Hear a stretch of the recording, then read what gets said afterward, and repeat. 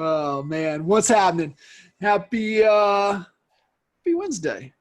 Man, welcome everybody. Expert Mentors Live, episode 94. Got my main man, Mr. Alex Piech, back on. You guys are in for a treat. Gonna dive into 10-step framework for taking over a neighborhood. Operation Dominate. Is that what we want to call it? Yeah, man. Absolutely. The agent neighborhood takeover. I love it, man. Alex, say hello to the Honey Badger Nation. Hey, what's happening, guys? Excited to be on again. Looking forward to really good little training here today. Yeah, man, I'm excited. I know for those of you tuning in, go back and find Alex's previous expert mentors. I know one of them is one of the top 5 most watched episodes that we've done. This is episode 94. So he's in the top 5, which is pretty amazing. It was incredible training. So, man, let's dive in, brother. I know you got definitely some training that they're going to want to make sure you guys grab your notepads and pens. I'm actually going to take notes myself because I know this is going to be great. Awesome. Yeah, no, I'm super excited. I'm going to go ahead and share my screen. And all right, let's try to get a second one in the top 5. Let's try to dominate the top 5. That's what I'm talking about. Yeah, if you're gonna do it, you might as well do it right. So that's right. Yeah, you're competing against the ladies in the group, right? They have sometimes an unfair advantage. You got GoTo and Tina. So we gotta get you up there. Yeah, listen. I'm cool, man. They're definitely better to look at. I would definitely agree. So I don't blame anybody for that. So, all right, let's kick this off, man. Let me know if you could see my screen here. Yeah, man, looking good. All right. I went the extra mile and I put together another PowerPoint presentation. I used to be the king of winging it. Right? There wasn't an event I couldn't get up and just wing it and drop some good stuff. But I've had a change in my standards and in my ways. Definitely wanted to come prepared, wanted to add the absolute most amount of value that I could in this 1 hour with the group. And, what's really important is giving you guys tangible, actionable items that you could immediately implement into your business and get results. So what we're going to talk about today is the 10-step dominant agent neighborhood takeover strategy and how to take over a neighborhood, become the #1 listing agent without spending money buying expensive leads or having to door knock. I'll give you guys a very brief introduction. I got started in real estate. I'm heading into my 17th year. Got started in 2003. I've done a lot of cool things in that 17-year span. I was one of RE/MAX's youngest franchise owners at the age of 22. Had always invested in coaching and training. I was the agent who bought everything. If they sold it, I bought it. And learned a lot of good lessons about there's a lot of shit that don't work. But in that process, met a lot of cool people that eventually brought me to Dallas in 2014. I was looking for just a bigger opportunity. I was doing pretty well in my existing market, but it was a super small market. And I knew my upside and my ability to grow as a person, as a business owner, was going to be really limited. So took a bigger opportunity, took a risk, packed up my car, drove across country, and landed in Dallas. Yeah. I just literally circled the date, packed my shit, and moved. Left Sarah at home, and then she moved down a couple months later. So been a great ride ever since. Started coaching and training agents with NAEA in 2015. Was doing some of the CHBA buyer calls, seller calls. That then rolled into doing the 3-day boot camps, getting involved with our masterminds, and really that evolved to, working on some of the technologies behind the scenes, leads today, money tree, dialer systems, all the stuff that we were innovative and working on, giving some real feedback on how the agent would use those tools so that we can make better products basically to help agents build their business. In 2016, I literally worked every single day with John and Mike. We moved our office to downtown Dallas, and we created a brand new real estate business. We called it the Partner Program, Expert Advisor Partners. And in our first 12 months with that program, we went from zero scratch to 268 closed deals for just shy of 2.3 million in GCI. We ended up bringing on 12 partners, 10 buyer agents. We had an inside call center of about anywhere from between 10 and 12 full-time ISAs, making 18,000 outbound calls a week. And that was kind of my baby. I worked with every single partner in how to grow their team, how to build their sales skills, trained them on the CHSA, CHBA, brought in agents who had never closed more than 10, 15 deals in their per year was their average, and got those agents doing close to 50 transactions a year their first year in this program. Had always been the guy who made a lot of outbound dials. So working with ISAs, I got to listen in on hundreds, if not thousands of phone calls, and then working on perfecting scripts and what to say over the phone to then provide appointments to our partners, but also quality appointments that had our partners in a position to where they could win before they ever walked in the door. So that was a really fun, cool experience. I am also an author. I wrote the book, How to Dominate Your Market, Become the Go-To Listing Agent. Been a coach and trainer ever since. And more importantly than all of that, I've been married for 10 years. And got a little boy, Nash, about to be 2 here in the next couple months. And we've got a little girl on the way who's nameless as of right now. Well, we'll figure, we got a little bit of time. We'll figure that out. Literally, one of my enjoyments right now is passing along the most random names that I could think of to Sarah, and then just looking at her face. Yeah, her response is priceless. Like, really? And I'm like, well, I mean, we need a name. I'm just trying to solve the problem at hand. So she will be here at the end of June. So I'm extremely happy. And if all goes planned, it'll be two and done. They're a handful.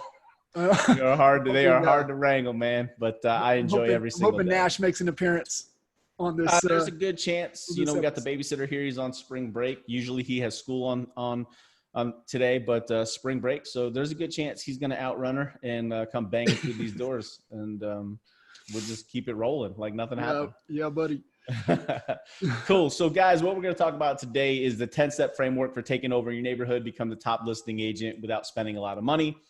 The framework of, we're successful today if, at the end of today's training, you guys understand why targeting neighborhoods is a good, predictable lead generation strategy, way better than what we're traditionally doing.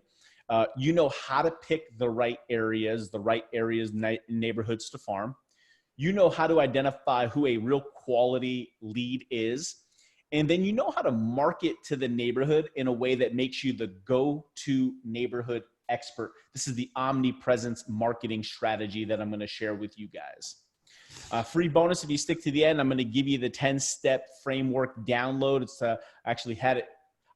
I'm become very professional, John. I sent this bitch out to Fiverr. I had it all prettied up in a document. Like normally I would have scratched out on some paper and say, it's the framework and it works. But I am getting fancier as I progress. So I'm excited to share that with everybody. I love it. Quick disclaimer though, really important, guys. This is not a get rich quick thing here. There's no silver bullet. This is not going to get you a deal tomorrow. This is a little bit of an investment. So if you need a deal tomorrow, there's other things, right? There's the mega open house. There's your sphere of influence. There's things you can do. But this, for sub-owners. Right. There's a million things you can do. What this is the strategy that's going to take the peaks and valleys out of your business. This is what's going to build the scalable, predictable, long-term business. So you never have the frustration, concern, or worry about where's my next deal coming from and when am I going to get it? How critical, looking over the next 10-year run in real estate, how critical do you think implementing this strategy into your business is really going to be for you, sustainable from a sustainability standpoint over the next 10 years? Yeah, so that's an amazing question. So I was on a couple podcasts yesterday and talking about a different thing. We were talking about video-based branding, my other thing that I train agents on. And the reason why I believe that is an amazing strategy is because what we know is people do business with people they know, like, and trust, right? Yep. And you need to be differentiated from the masses. So there's so much disruption and there's so much equity money, venture capitalists who are literally funding hundreds of millions into failing companies that don't turn profit, but they continue to fund them. And all of those companies are literally trying to disrupt how real estate agents' business is done. So just think about all the outside factors trying to impact how we earn a living. And there's going to be a segment of the clientele who's always going to take the cheapest. There's going to take a segment who always takes luxury, right? That's why people buy $150,000, $200,000 cars. There's always those. But what this strategy will allow you to do is build a following in an audience, which is going to be critical because you could then differentiate yourself in what you do to get the end consumer the result. If you can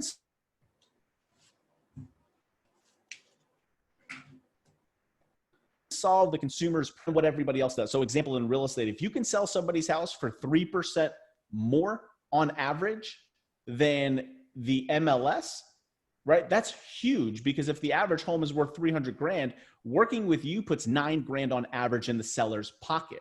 That's differentiation over why working with you versus everybody else. If you can get somebody up to 3 cash offers in 72 hours and working with you, that's differentiation. So you need to have these tools in your tool belt. And when you dominate a neighborhood, and you can change the word neighborhood to farm if you want, what you do is you build brand awareness like nobody else. You build goodwill in the differentiation. So you will at least have an opportunity to do business with those folks no matter what's happening in the market. So this is going to be one of those critical. And by the way, the alternative is spend a shit ton of money on marketing that you don't know. Estate agents, like not a lot of us getting into the business have the funds to just go marketing. We're not Coca-Cola.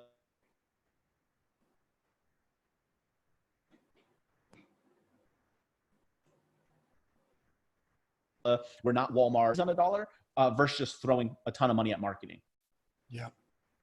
So I'm excited to go through this. So who's this for? If you're a new agent with limited budget, limited lead generation, don't know how to get started, somebody told you, hey, you got to make outbound calls, you got to prospect. And you're like, who the hell do I call? This solves that problem.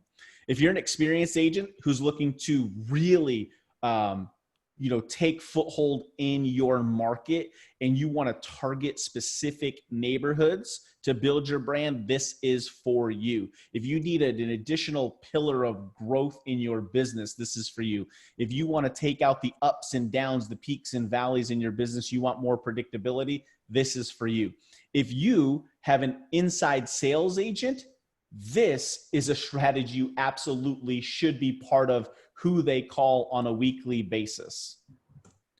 So kind of before we get started, let's go through the actual 10 steps. So step 1, obvious, we got to identify the best neighborhood. I'm going to talk to you more about that today. We need to then go augment and get all the homeowners' contact information. 3 and 4, I lumped together. This is where you take that information. You need to download it into a CSV file where you have first name, last name, city, state, zip code, phone number, and email. Those are all critical data points that then we take and we upload to Facebook as a custom audience.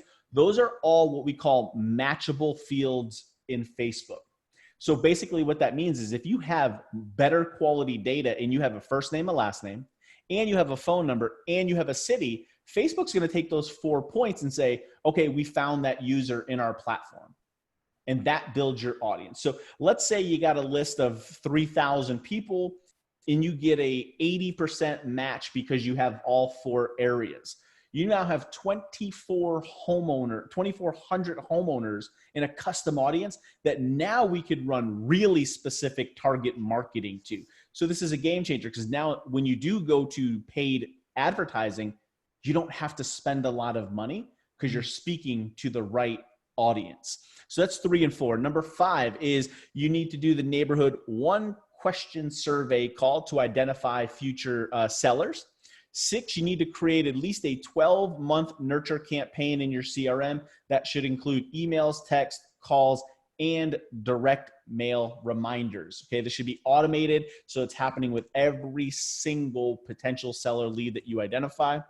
Number 7 is create a Facebook engagement or video view campaign targeting that custom audience. And this ties into my video-based branding that I talked about in one of the trainings, where you are educating people. You are demonstrating that you are the expert, the advisor, the go-to agent. And what you're doing is you're building tremendous goodwill with those people by producing educational-based videos that are solving specific problems or answering specific questions that your ideal clients are currently facing.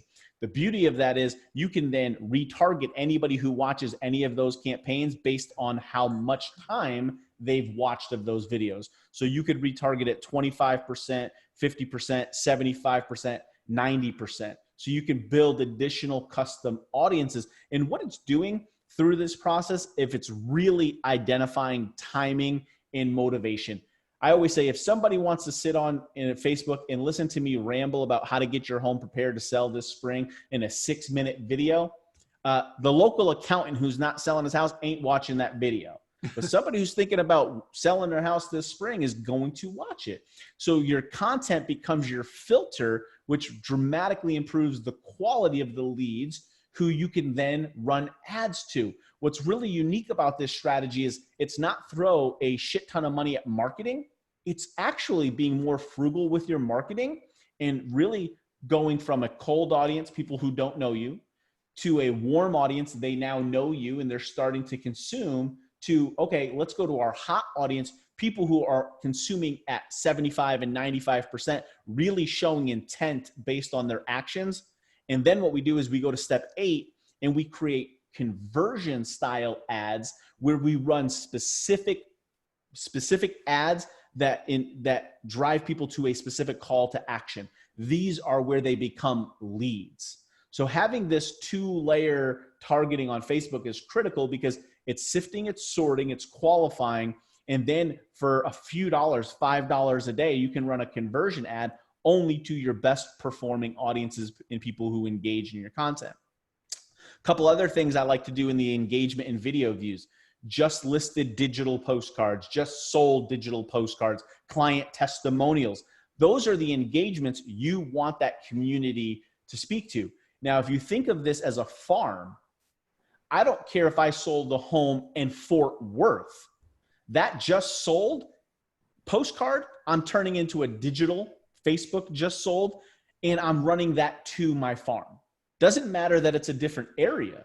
I want them to see that I'm doing business. I'm going to leave out the address, but I'm going to put something in like there's something sold in 3 days at 99.7% of asking price. They're not going to know if it was in their neighborhood, a different neighborhood. They're not going to be able to search by address. What they're going to see is the result.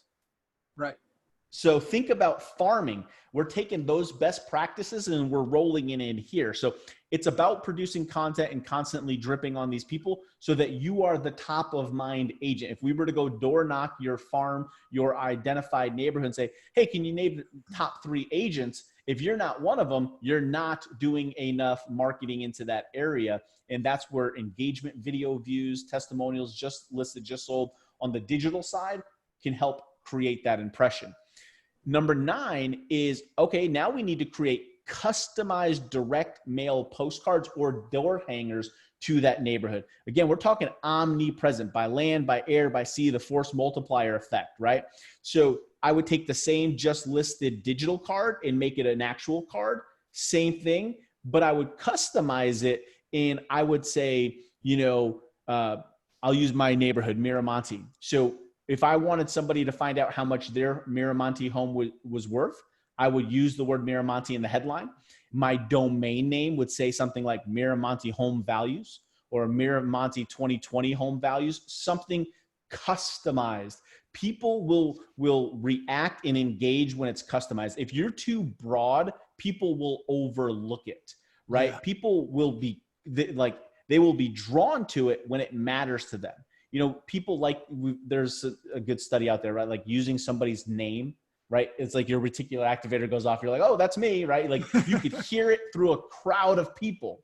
Right. You start using photos of the community. You start using the community name they live in. There's an association of, oh, that's me. And that's what stops the scroll. That's what catches people's attention. So you need to do that with the postcard so they're not just throwing it out over the trash. So you can do that on the actual customized direct mail approach as well. And then 10, where I see a lot of mistakes made is, okay, we've got the lead, we got their interest. Now we need to send them to a lead capture page. And most agents send it to a generic page on their landing page. What I'm saying here is it needs to be customized. If you're targeting Miramonte, you need to have a Miramonte landing page that's got the, you know, the picture of the entrance where people are going to recognize it. And what that does is it keeps congruency from every stage of your marketing. Where you start getting high bounce rates is you caught them because you were talking about Miramonte, and then you took them to the North Dallas home values landing page. You're going to lose. What I'm talking about is the 2 millimeter things that make dramatic differences in the quality and the people who actually go through all 3 or 4 steps of your funnel in opt-in. So that's the 10 step. Let's get actually started and how a couple of things that I want to go really deep on today is why is targeting neighborhoods a good predictable lead generation source? Well, if you think about traditional marketing, if you've ever been to a Tony Robbins Business Mastery or even Jay Abraham, they talk about this triangle, this marketing triangle. It's the demand generation. At any given time, there's only 3% of people in the market for your product. This actually came from Chet Holmes, The Ultimate Sales Machine book. Great book. If you haven't read it, get it. The challenge is, and you've heard this, if you've bought traditional leads from your website provider, they're going to tell you, conversion's about 1 to 3%. Guys, they got it right here, right? They're just using the natural laws of science. At any time, 1 to 3% of people are actively looking for what you're looking to do, or they're willing to buy your product. There's another 7% that are open to buying, but not actively looking. And then there's another 30% not really thinking about it. They're kind of indifferent. What we're talking about is how do we get the tip of the triangle, not the 3%, but the 10%, the ready to purchase and open, but maybe they're 6 months, 9 months, 12 months away. That's going to dramatically improve your return on your investment. So the challenge with traditional marketing is you're spending a ton of money and you're only getting that 1 to 3%. So if you want one transaction, you got to go buy 100 leads. That comes from the National Association of Realtors. The average agent is converting 1 out of 100 leads to a sale.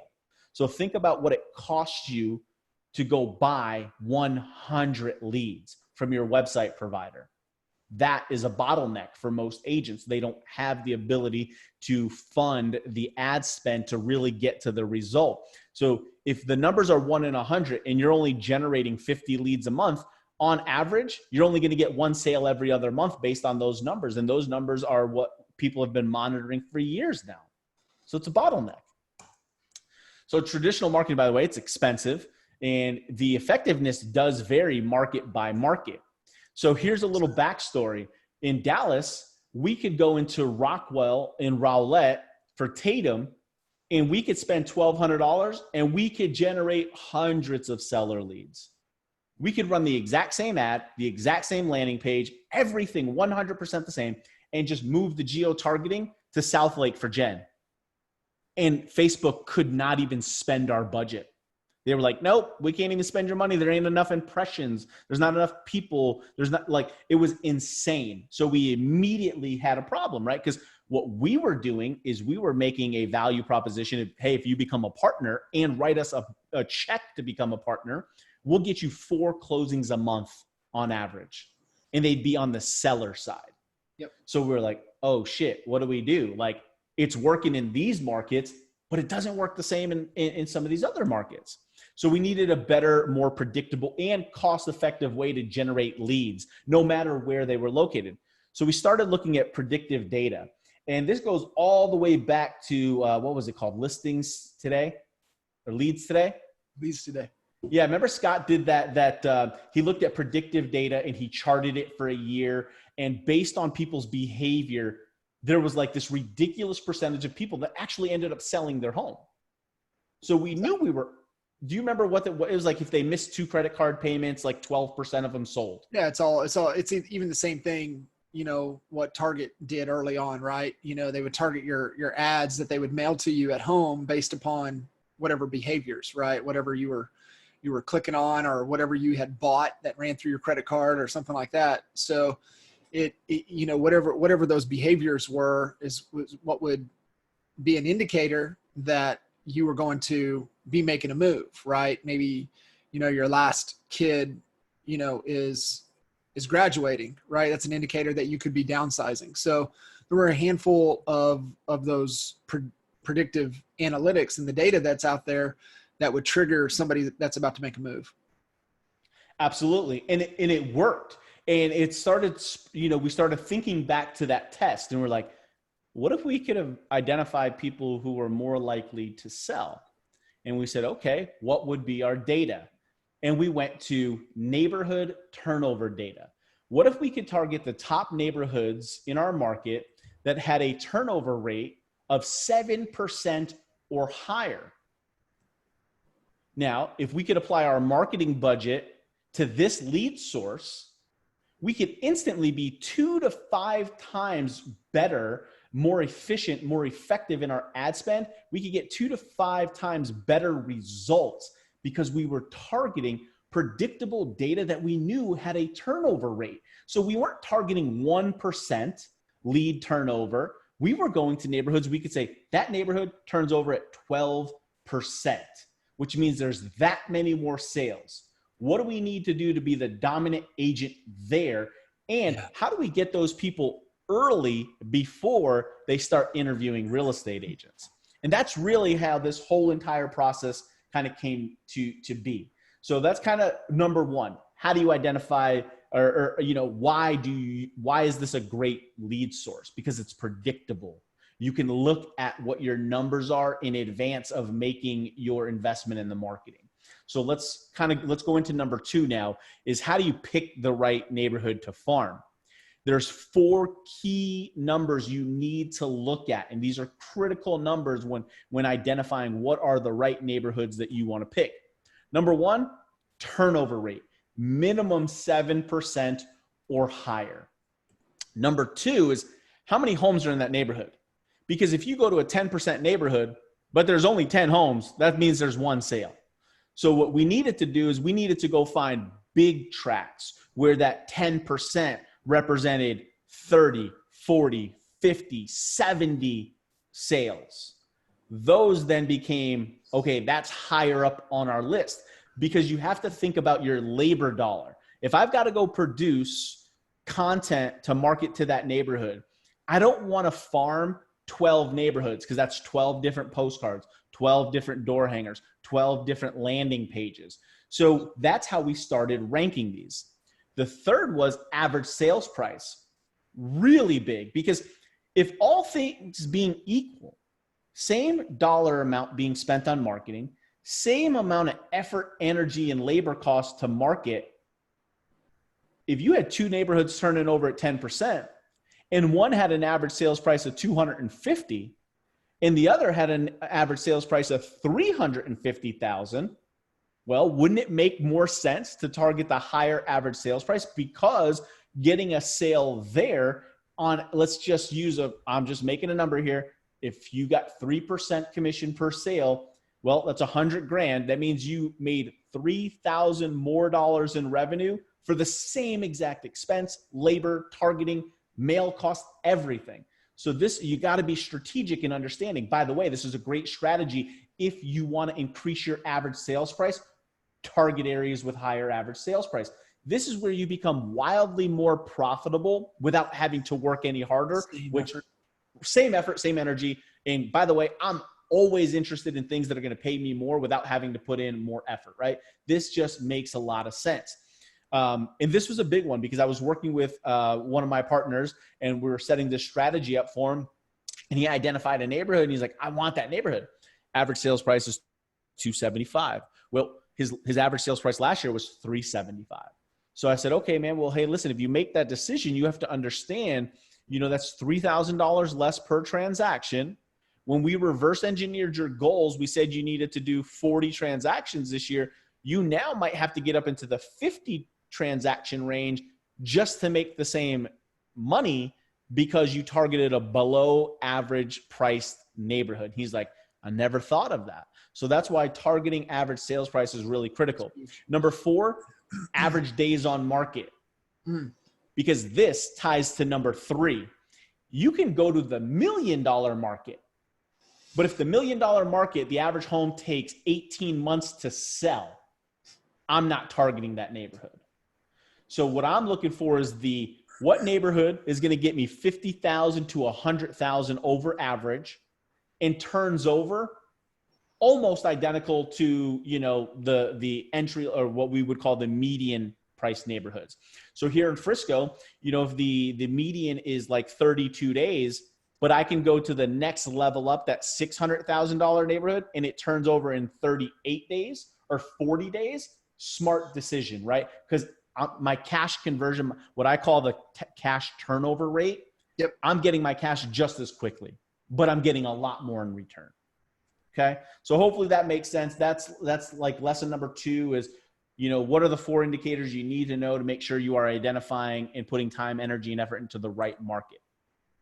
And then here's a bonus. Look at the competition. If there's a dominant agent in that neighborhood that's got 10, 12, 15, 20% market share, you're fighting a huge uphill battle. You may want to go identify a neighborhood where there's 6 agents who each have an equal share. Because going in there, you could take a little bit from each one, and all of a sudden you're the number 1 agent. And guys, this doesn't take a lot. In most neighborhoods, when I was doing the math, if you can sell 3, maybe 4 homes in any one neighborhood, that's enough statistically to make you the number 1 agent in that neighborhood, which now opens up a whole new realm of marketing as, hey, I'm your neighborhood expert. Nobody sells more homes in Miramonte than Alex. So you got to know that number. And that's what you got to be focused on. How do I get to 4? How do I get to 4? Because if I get there, I'm the number 1. And if I get to be number 1, man, it's like being number 1 in your city, in your state, right? It's the same effect. You're just doing it on a micro level at the neighborhood level. But you start compounding being number 1 in this neighborhood, that neighborhood, another neighborhood, all of a sudden you're number 1 in your city. So that's how this thing compounds out, right? So make sure there's not a big dominant agent. Yeah, great point on the dominant agent. Gaydosh is the perfect example, right? You're not going to go into Lake Lochengrin and try to take over that neighborhood of his, because once he sees that you're in the neighborhood, he's gonna quadruple down on his efforts to flush you out.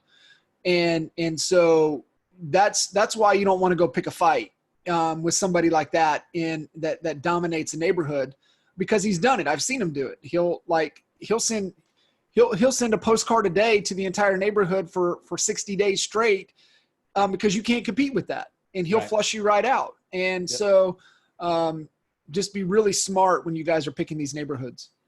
Yep, absolutely. Like I said, you want the neighborhood that's kind of just well balanced, right? There's a couple of people doing, the same amount of deals, and your job is to just go take one deal here, one deal there, one deal there. Next thing you know, you're the number 1 agent. And like I said, once you do that, it's game on.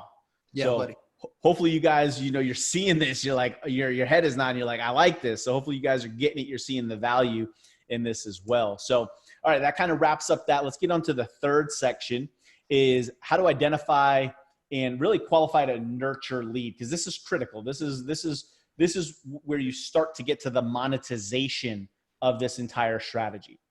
The first step, guys, is you got to go get all the contact information for the homeowners.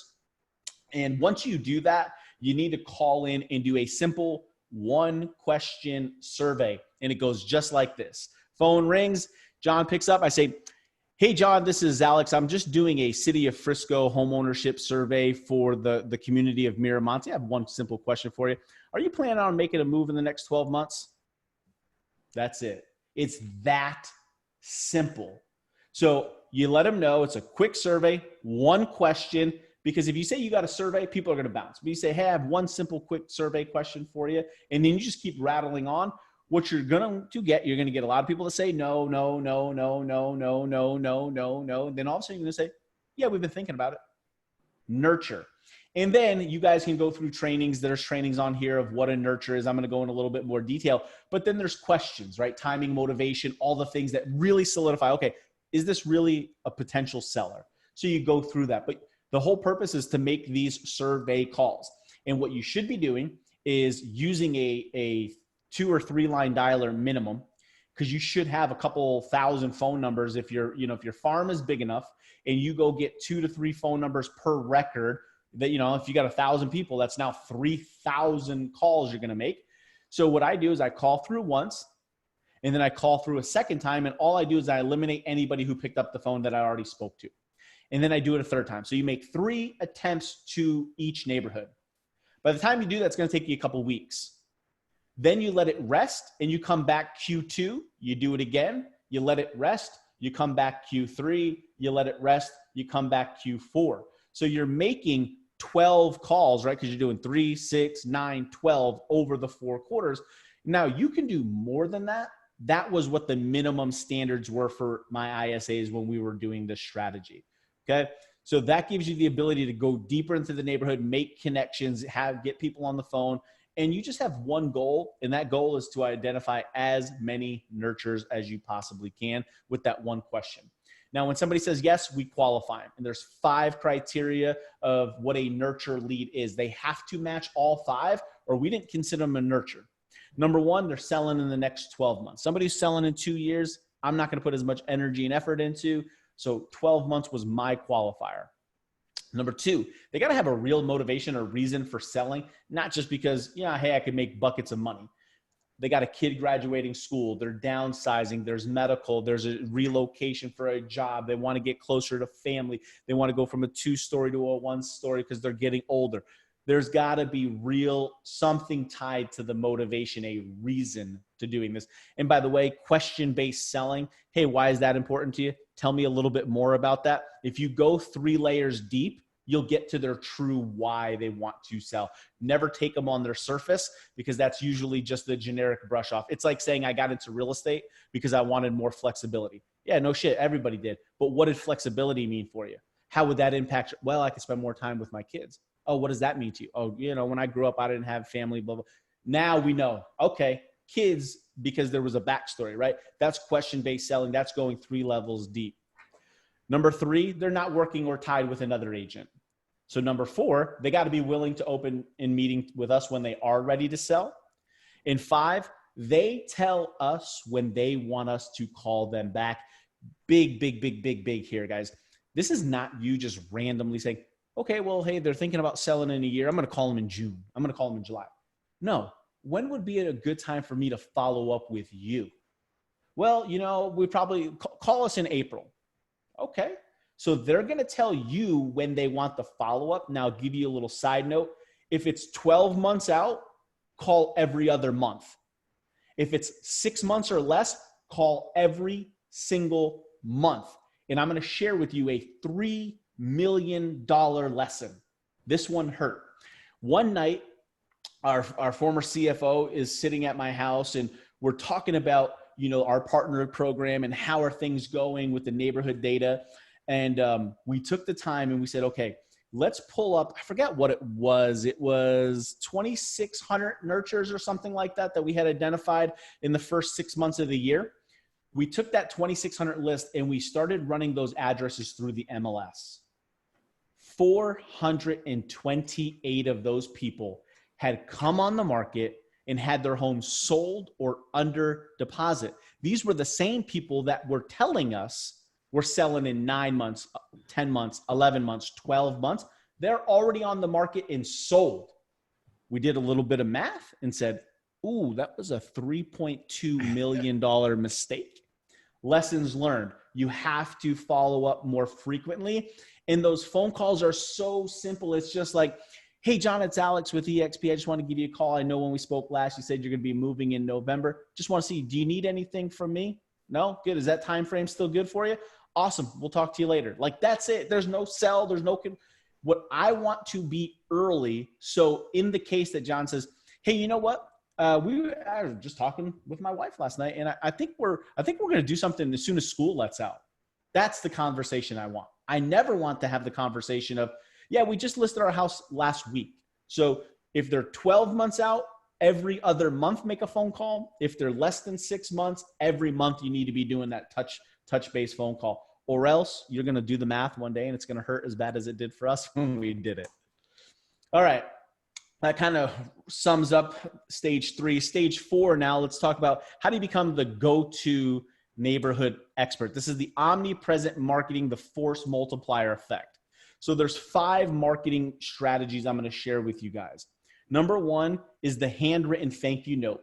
This only goes to those people who identify themselves as a nurture.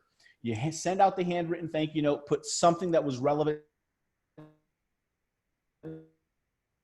to the conversation in it. What we did is we had magnetic business cards made just for this one strategy, because people throw those magnetic business cards because they need a magnet on their fridge. I mean, my dad is a real estate agent. He's got like 3 other agents on his own refrigerator. So we knew that it wasn't the best marketing strategy, but it kept us on their fridge. So when we were calling over and over and over, and they saw our postcards and they saw us on Facebook, it was building like that subconscious awareness of who we were. So that's important. Number 2, the monthly market reports. And this goes out to the entire neighborhood, whether they're a nurture or not. And you can do this by email, mail, or you could do this on Facebook. So you can mail out monthly market reports to people who have identified themselves as a nurture. You can email anybody who you have an email from the neighborhood. What I like to do is the Facebook monthly market update reports. And there's a lot of people doing them really well that I've kind of walked through this process. Kevin does a great job in the Denver market. Wes is doing a killer job in the Wiley market. The goal here is just to give the basics really high level. Now, what I would do, this is a little bit techie. You don't have to do this. You could literally go and set up a tripod for $20 and a little $10 microphone and use your phone, and you can record it every month in front of the entrance to the neighborhood you're targeting. Or what I did is I took a photograph of the neighborhood entrance. I put my green screen up behind me. I do the market update report, and I Photoshop the image of the entrance of the community, so that when I post it on Facebook, they're thinking I'm standing outside the community. All I did was take one picture once, and now I can do it over and over and over every month. But now you're just showing up everywhere, and you're showing up in front of the community, and that's what catches people's attention. That's what stops the scroll. And this is a great, this is one of those video view or engagement ads that you could be doing to the entire market. What happens is, even if they're not thinking about selling, man, they've seen you do a market update report every month for 10 months. It looks like you're standing in front of, the subdivision, and you introduce yourself as, hey, this is Alex with EXP. I'm your Miramonte home advisor. Today, I'm going to talk to you about what's happening for the month of March.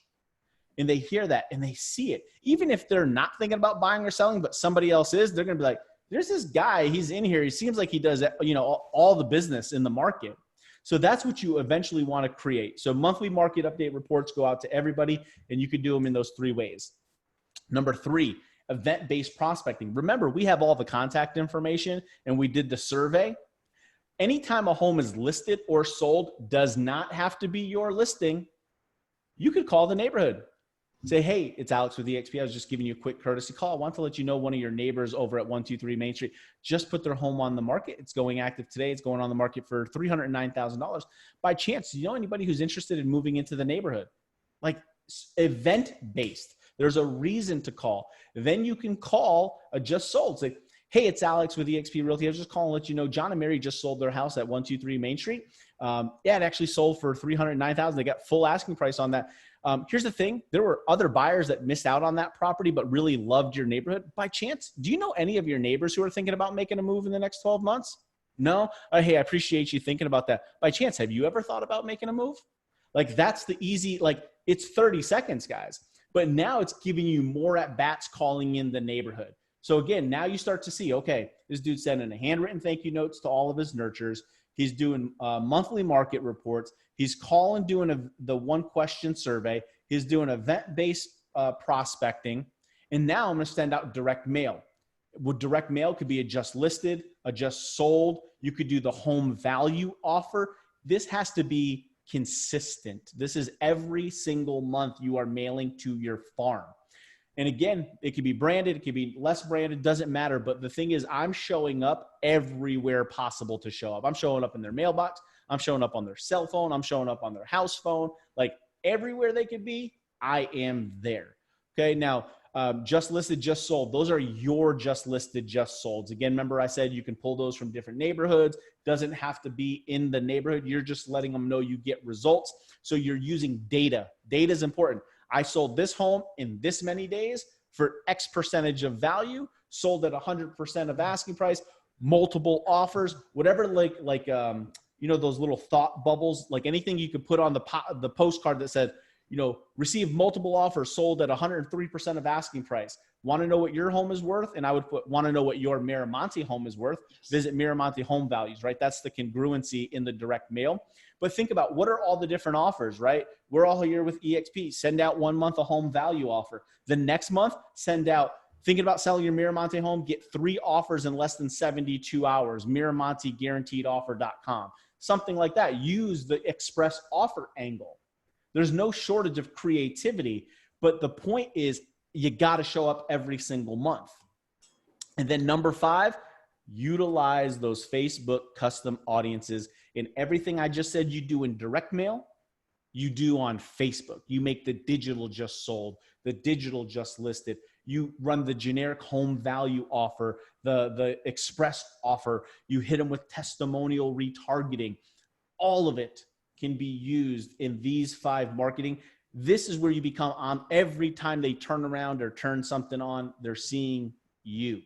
And this is with consistency times frequency will get you the desired result. So just frequency times consistency will get you the result. So you got to do it consistently, and the frequency is all the touches. And then over time, what happens is you will build a nurture database. And here's how the numbers shake out on the nurture database. About, 1 in 12 nurtures turns to a sale. Yep. So here's how I thought. Every time I got to 12 nurtures in my database, ding, that's a future sale. Now I got to get to 24. Ding, that's a future sale. So what we would do is we would build our partners' nurture buckets to 600. Because 6 times 8% turnover was 48 transactions a year. We just reverse engineered the numbers. So if you don't want to do 48 sales, you want to do less, that's great. Just do your numbers. How many nurtures do you need to build this year? And then your job is to be, nurture the nurture is what we used to tell people. Build the relationship. Make all the touch points. The more you build and touch people, the more brand awareness they're going to have, the better you're going to be positioned as, and by the way, you know why this works? Because people, as much as we think people interview real estate agents, the truth of the matter is buyers don't interview anybody. They go usually with the first agent. On the sell side, the average seller last year, I believe, interviewed 1.7 agents, less than 2 on average. What you want to do is become their friend, the expert, the advisor, the trusted agent in the neighborhood. And by default, most people are just going to interview you because they've already seen you. They know you. They like you. They trust you. They feel like they know you. They feel like they trust you because you show up all the time. So quick recap. Again, I wanted to, these were the big 4 we wanted to make sure that we delivered to you today so you guys got the most value. Hopefully you clearly understand why targeting neighborhoods is a good lead source. It's very predictable. You understand the 4 key areas of identifying the right farm. The 5 steps to qualifying a lead. And now you have the 5 marketing strategies to become the consistent go-to agent. So again, consistency, frequency, that's what you need to become the dominant agent. And that, my friend, with 5 minutes left is what I got. Good, because I got a couple questions for you. So I love it. Let me share this too. If you guys want, here's my pretty little PDF. Go to dominantneighborhoodagent.com and you guys can download it. That's awesome. Leave that up there. And one thing that I want you guys to this was a big takeaway for us is that they move quicker than what they tell you. So on average, what were they telling us they were going to move in like 4 months or whatever? But what we found is that they were moving in less than 2, something like that. So they move faster than what they tell you. So it's just like what Alex was saying is making sure that if they're under 6 months that they tell you, you better be calling them every month. If not, you're going to learn like we did. We learned a very, very expensive lesson to the tune of about $1.8 million to the company, not total, that after paying our partners, that we learned by not following up correctly. So just really make sure that you guys have that nurture follow-up process in place.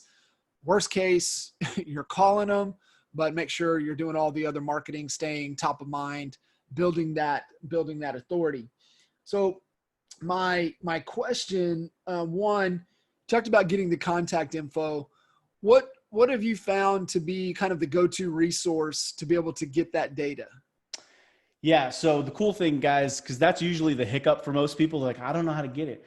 Well, think about expireds. You know how we all get expired data? You know, there's Landvoice, there's RedX. So all that information exists. So the cool thing is I use RedX and I get their geo leads. And with geo, you could actually search by the neighborhood name. You could draw an actual perimeter so you can make any shape. So I go to their map, I go to the subdivision, and then I just literally draw my box and I say, find the nearest 500 neighbors who have owned their home. So I do put a qualifier on it, who've owned their home for, I think I do 3 or more years. Now that's different in every market because John knows we have a high turnover here, right? Because there's a lot of corporate jobs. People buy a house and literally sell next year because they're relocated. So I put 3 years. In your area, you might choose the 5-year data point. You got to test it. But I think more importantly, I'd be more conservative. I go with the 3-year because I want more people to speak to, because things change for people all the time. So I do that. But yeah, I mean, it's $50 or something like that. And if you guys want it, I got a link that'll save you $150 on your sign up with RedX. So literally I pay $49 for my geo and I pay $99 for the storm dialer. I think if you want the triple line, it's $149 a month. So if you're new and you've got no marketing budget, there's no excuse. For less than $200, you can call, and I think they give you a 2,000 contact download every month and it renews.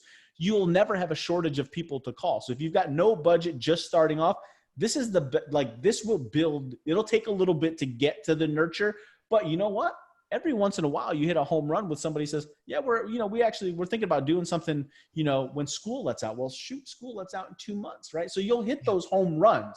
Okay. But that's not the purpose of this. I won't count on that. To me, that's the cherry on top. Yep. The goal here is what you're going to start to see is people are going to start turning over in month, probably 2 or 3, but let's just say conservatively month 3 and 4, people are ready to now do something. So this takes a little bit to kind of get going. So this should be a primary pillar adjacent to maybe like a FSBO or a open house. Open house to me is the number one. If you need business now, you better be doing an open house and you better 100%. Be doing 2 every weekend. But yep. This needs to be the number 1B to that, so that you can eventually, and you know what I love about this? These are all listing based, right? This isn't cut your teeth on buyers for 5 years and then slowly, no, this is building a business based off sellers, which is more predictable, more scalable, more enjoyable, less weekends. You can control your time frame. There's a million reasons why I can tell you to go do it, but you could do it without spending a lot of money. Right. 100%. And, prospect the heck out of your neighborhood, right? Don't let a for sale by owner or an expired pop up without you trying to get in contact and have that conversation. I mean, you want to be protective over that farm, and you want to, making sure that you're having those conversations with anybody and everybody that you possibly can. If you've got a neighborhood like our neighborhood, Alex's even neighborhood, we live in master plan communities. So they've got community events. Your butt better be showing up at those events, right? You better be there. You better be present. They better see you if you've got a community pool, they need to see you there. Like, you need to get out. You got to shake hands, kiss babies. I mean, you got to work the farm, right? You've got to work your neighborhood. So that's really key. And thank you for giving that little tidbit there with RedX. That's direction I would go 100%. And so thanks for sharing that, man. Any final thoughts that we want to leave everybody with? No, man. I think we were really clear. Like, this is a great alternative for no matter what stage you are in your business. When I'm bringing agents on that I'm partnering with right now, if they're newer, they don't have big budgets, this is the first thing that we're doing because there's no excuse. It's a contact sport. The more people you talk to about real estate, the more transactions that turns into, right? This is a leading edge indicator of how many transactions you get at the end. So it's a great strategy. To me, it's a no-brainer because there's no excuse. You don't need a lot of money. You don't got to be an expert. You don't need to nail the FSBO script, the home evaluation script, the expired script. It's a one question survey. And then in the beginning, I will say this, and I'll leave you with this. In the beginning of real estate, you have time. Time is your asset. You are going to be trading time for dollars. I always tell all of my people this. Right now, you don't have anything else to do. You have time. That's your asset. Use it. Dive into this. Eventually that inverts to where time is like the most precious thing because you're so damn busy that you need other strategies. Now we can go to a more attract versus chase mentality because you're scaling, but you have a consistent, steady flow of cash coming in. In the beginning, when you got nothing to do, you should be prospecting 12 to 15 hours, 18 hours a week minimum because you got nothing else going on. Right. 100%. Gold, as always, brother. I appreciate you making the time. Sorry, our little buddy didn't make an appearance. I wish he would have jumped in. Yeah. I would have bet that he would have jumped in, but I would have bet it too. Nonetheless, man, I appreciate you. You guys make sure dominateneighborhoodagent.com, get that download and get this implemented into your business immediately. Gotta get it started. So get rocking. We'll get the call recording posted back up for you guys. Make sure to comment, like, and make sure you guys give Alex lots of love. And yeah, appreciate you, man. Let's make this one a top 5. There you go. Awesome, guys. We'll see you guys on the next episode. All right, man. Thanks, bud. See you.